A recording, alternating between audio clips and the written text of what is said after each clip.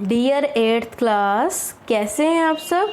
I hope आप सब ठीक होंगे एंड अपनी स्टडी कंटिन्यू कर रहे होंगे। तो देखिए स्टूडेंट्स, आज हम हमारे चैप्टर नंबर 1 पॉलिटिकल साइंस का नेक्स्ट टॉपिक डिस्कस करेंगे, जिसका नेम है मेकिंग ऑफ द कॉन्स्टिट्यूशन। यानी कि ये जो संविधान हम पढ़ रहे हैं, ये जो कॉन्स्टिट्यूशन पढ़ रहे हैं, ये बना कैसे, इसके बारे में हम डिस्कस करेंगे। तो पढ़ते हैं।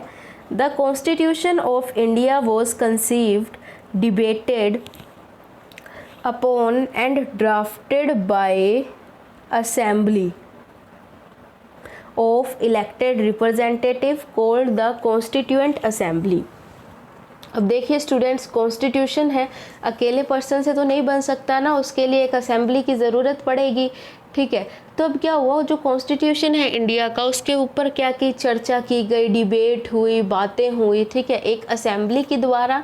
जो असेंबली क्या है, जो असेंबली किनके द्वारा चुनी गई है, लोगों के द्वारा चुनी गई है। आम लोगों ने उस असेंबली के लोगों को चुनकर आगे भेजा है ताकि वो हम पे क्या कर सकें, रूल कर सकें, एक सरकार बना सकें। ठीक है, अब जो ये इलेक्शन हुए कॉन्स्टिट्यूशन असेंबली के, ये कब हुए, तो ये हुए थे जुलाई 1946 में।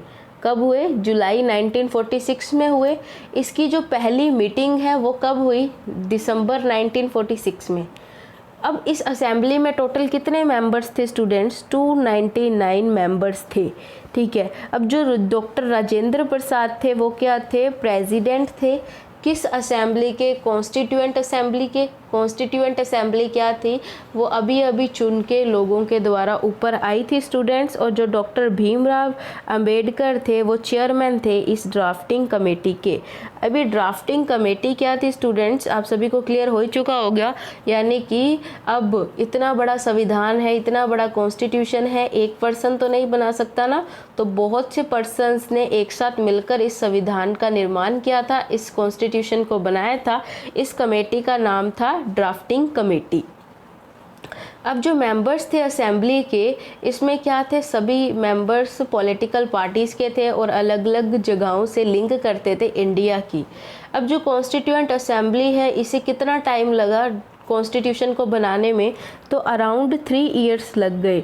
और अगर हम एग्जैक्ट टाइमिंग बोलें तो वो कितना टाइम लगा था, तो वो लगा था 2 इयर्स 11 मंथ्स एंड 18 डेज़। इस कॉन्स्टिट्यूशन को बनाने में ड्राफ्टिंग कमेटी को लग गया था इतना टाइम।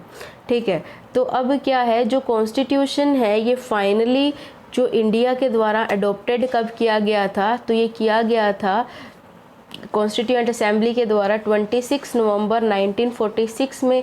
लेकिन इसे फॉलो कब किया जाने लगा, यानी कि इसकी बात ही सबसे ज़्यादा महत्वपूर्ण होने लगी। कॉन्स्टिट्यूशन के बिना इंडिया का किसी भी टाइप का काम जो है, वर्क जो है, वो पॉसिबल नहीं हुआ।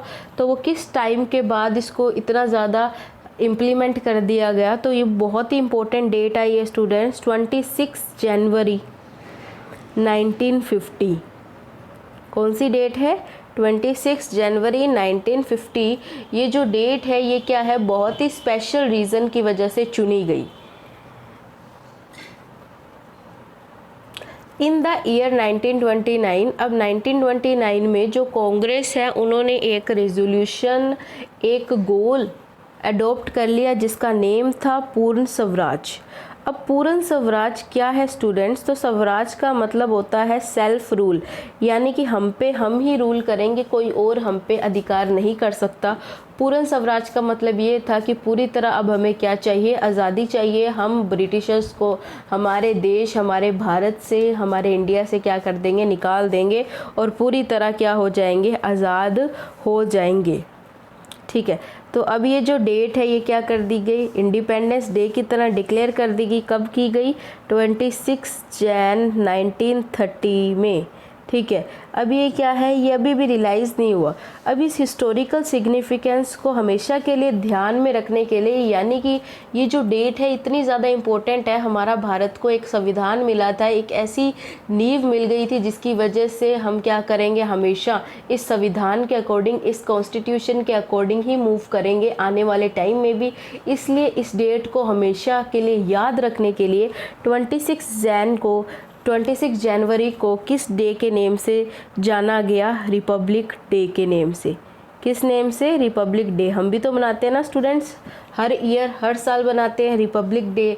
कब बनाया जाता है? 26 जनवरी को। इस डेट को हर हमेशा याद रखने के लिए ये डिक्लेयर किया गया कि 26 जन को हम क्या बनाएंगे? रिपब्लिक डे बनाएंगे। तो आई होप आपको आज का लेक्चर समझ आया होगा स्टूडेंट्स।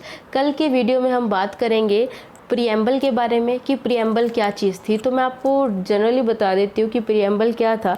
तो प्रीएम्बल एक इतनी ज़्यादा इम्पोर्टेंट चीज़ है ना स्टूडेंट्स। ऐसे मान लीजिए कॉन्स्टिट्यूशन बनाने के लिए एक रफ पेज जो था वो क्या था? प्रीएम्बल था। एक रफ शीट जो है वो क्या है? वो एक प्रीएम्बल है।